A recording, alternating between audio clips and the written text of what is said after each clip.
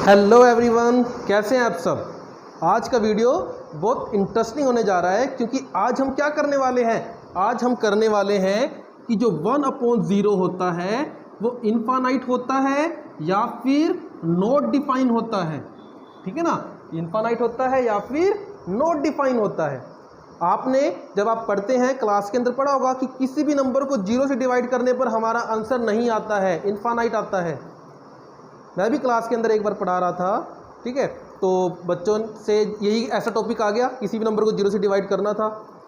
तो मैंने पूछा बच्चों से, मैंने कहा आपने लिख तो दिया, ठीक है, आपने ये लिख तो दिया कि 0 से डिवाइड करने पर इनफाइनाइट आता है, पर आता क्यों है, क्यों आता है, रीज़न बताइए मुझे। किसी के पास आंसर ही नहीं है। मैंने पूछा फिर आप लिख क्यों रहे हैं। कह रहे जी हमें यही पढ़ाया गया है, हमें यही बताया गया है कि किसी भी नंबर को 0 से डिवाइड करने पर इनफाइनाइट आता है। मैंने कहा अगर ये आपने रट्टा मार की करना है तो फिर वो करने का फ़ायदा क्या है। अगर किसी चीज़ को बिना समझे करना है तो उस चीज़ का कोई फ़ायदा नहीं होता, वो आप बाद में जाकर भूल जाते हैं। हमें उस चीज़ को समझना पड़ता है।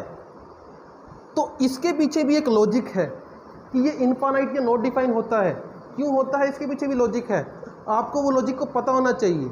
तो आज हम इसी के बारे में पढ़ेंगे कि ये जो है नंबर 0 से डिवाइड होने पर कोई भी नंबर इनफाइनाइट या नॉट डिफाइन क्यों आता है।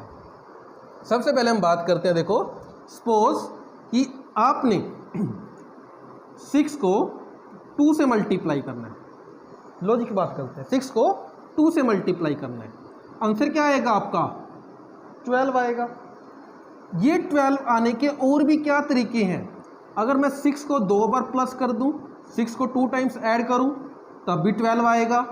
अगर मैं 2 को 6 टाइम ऐड करूं, 2 को 6 टाइम ऐड कर दूं तब भी आंसर क्या आएगा हमारा, 12 ही आएगा। तो इसका मतलब क्या हुआ कि मल्टीप्लाई और एडिशन इनका आपस में रिलेशन होता है। मल्टीप्लाई और एडिशन का आपस में रिलेशन होता है। वैसे ही अगर मैं 6 को डिवाइड करता हूं 2 से, 6 को 2 से डिवाइड करता हूं तो आंसर क्या आएगा, 3। मैं इस 6 को कैसे लिख सकता हूं, इस 2 की टर्म में 2 को मैं 3 बार लिख सकता हूं, जो हमारे पास 2 से डिवाइड करना है ना। 2 की टर्म्स में 6 को कैसे लिख सकता हूं, 2 को 3 टाइम्स लिख सकता हूं, ठीक है। और कैसे लिख सकता हूं, 6 को अगर मैं 2 से 3 टाइम्स माइनस करूंगा तो हमारा आंसर क्या आएगा, 0। कि जो 3 बार 2 आए हैं, अगर मैं इसको 6 से माइनस कर देता हूं तो आंसर क्या आएगा, 0 आएगा। तो इसका मतलब डिवाइड का और माइनस का आपस में रिलेशन होता है। डिवाइड का और माइनस का आपस में रिलेशन होता है। अगर आपको ये समझ में आ गया तो जो हम आगे ये कंसेप्ट करने जा रहे हैं ये आपको और समझ में आएगा। कैसे समझ में आएगा मैं आपको बताती हूँ, ठीक है ना। मैं बताता हूँ आपको कि सपोज क्या पढ़ते हैं हम, यही पढ़ते हैं कि अगर 0 को 1 से डिवाइड करना है तो आंसर क्या आता है, 0। 1 को 1 से डिवाइड करना है, आंसर क्या आएगा, 1। 2 को 1 से डिवाइड करना है, आंसर क्या आएगा, 2। मैं 2 को 1 की टर्म में कैसे लिख सकता हूं, 1 + 1। मैं इस 1 को इस 1 की टर्म में कैसे लिख सकता हूं, 1 से लिख सकता हूं। और मैं इस 0 को 1 की टर्म में कैसे लिख सकता हूं, 0 टाइम्स। तो जरूरत ही नहीं है मुझे। अगर मैं बात करूं 2 को, ये 2 बार 1 से माइनस करना पड़ेगा तभी 0 आएगा। इस 1 को एक बार ही माइनस करना पड़ेगा तब 0 आ जाएगा।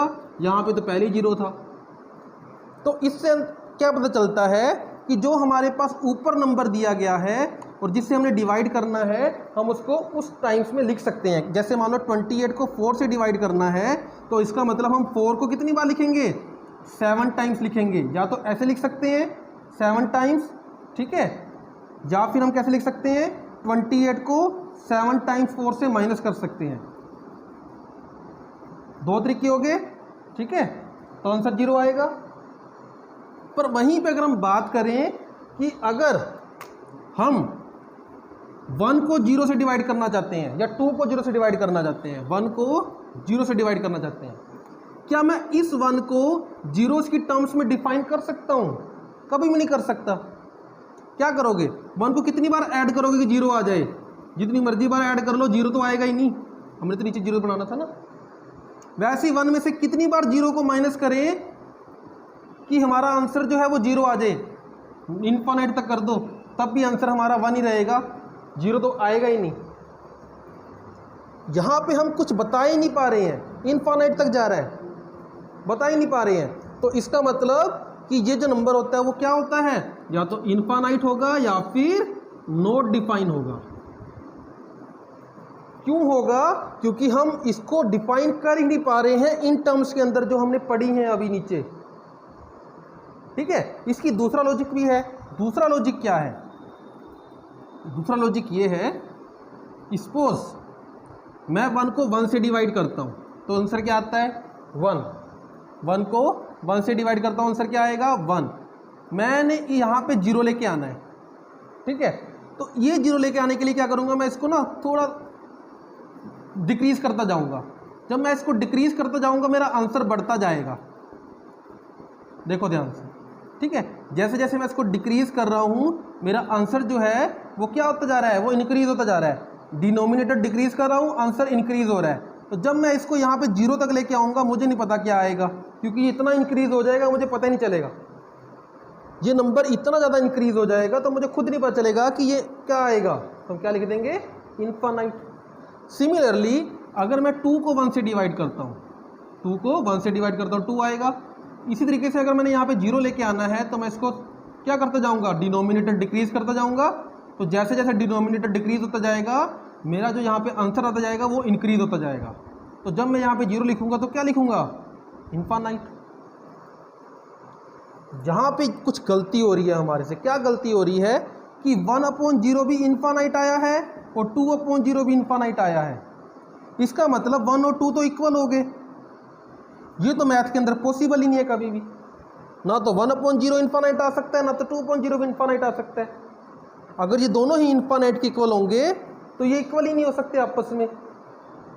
तो इससे आप क्या समझते हो? इससे आप ये समझते हो कि जो हमारे पास 1/0 है, ठीक है ना, या 2/0 है, वो इनफाइनाइट के इक्वल नहीं होते हैं। क्या समझते हो? कि 1/0 हो या 2/0 हो या 4/0 हो, जो मर्जी हो, वो किसके इक्वल नहीं होते? वो इनफाइनाइट के इक्वल नहीं होते हैं। किसके इक्वल नहीं होते हैं? इनफाइनाइट के इक्वल नहीं होते हैं। पर हमने तो आंसर में लिखा था इनफाइनाइट के इक्वल होते हैं, यही लिखा था ना हमने। ये क्या हो गया?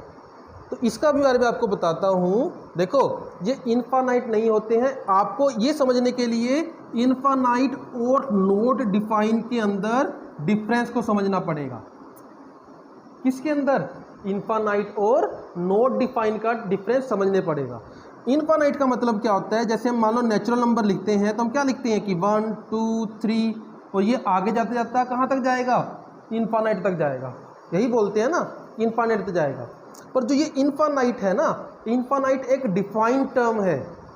मतलब कि इनफाइनाइट, जो हमारा इनफाइनाइट है, इसकी कोई ना कोई वैल्यू तो आएगी आएगी।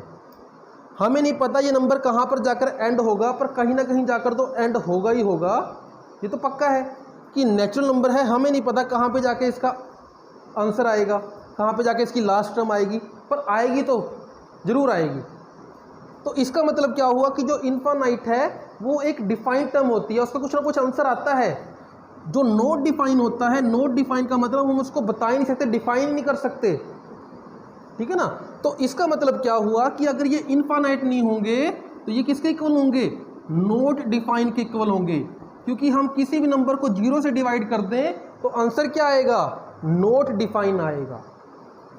तो आपके माइंड में ये होना चाहिए कि 1/0 जो है वो इनफाइनाइट के इक्वल नहीं होता, वो किसके इक्वल होता है? नॉट डिफाइन के इक्वल होता है। तो कभी भी अगर आपका टीचर या कोई भी आपको बता रहा है कि 1/0 इनफाइनाइट होता है तो आपने कहना है कि नहीं, ये गलत है। किसके इक्वल होता है? 1/0 नॉट डिफाइन के इक्वल होता है, इनफाइनाइट के इक्वल नहीं होता है। नॉट डिफाइन के इक्वल क्यों होता है? क्योंकि हम इसको डिफाइन ही नहीं कर पा रहे हैं। अगर हम 1/0 को इनफाइनाइट लिख देंगे तो 2/0 भी तो इनफाइनाइट है। ये तो आपस में इक्वल हो गए 1 और 2, वो तो गलत हो गया ना। तो इसलिए हम बताते हैं कि ये इनफाइनाइट नहीं है, ये नॉट डिफाइन है। क्योंकि इनफाइनाइट की कोई ना कोई टर्म तो आती आती है, कोई ना कोई आंसर तो आते ही आता है। नॉट डिफाइन का कोई आंसर नहीं आता। होप आपको ये जो चीज़ हमने आज पढ़ी है, कंसेप्ट जो पढ़ा है 0 से डिवाइड करने का, आपको समझ में आया होगा। और अगर आपको ये वीडियो पसंद आई है तो इसको लाइक कीजिए, अपने दोस्तों को भी शेयर कीजिए। और ऐसी ही वीडियोस आपको अगर समझने हैं, ऐसी कंसेप्ट आगे जाकर भी मैं आपकी ये ऐसी वीडियोस डालता रहूँगा आपके लिए। आप चैनल को सब्सक्राइब कर लीजिए ताकि आपको ऐसी वीडियोस जो मैथमेटिक्स के फैक्ट्स हैं, जो आपको अभी तक नहीं पता है, उसके बारे में आपको वीडियोस मिलती रहेंगी। तब तक के लिए बाय।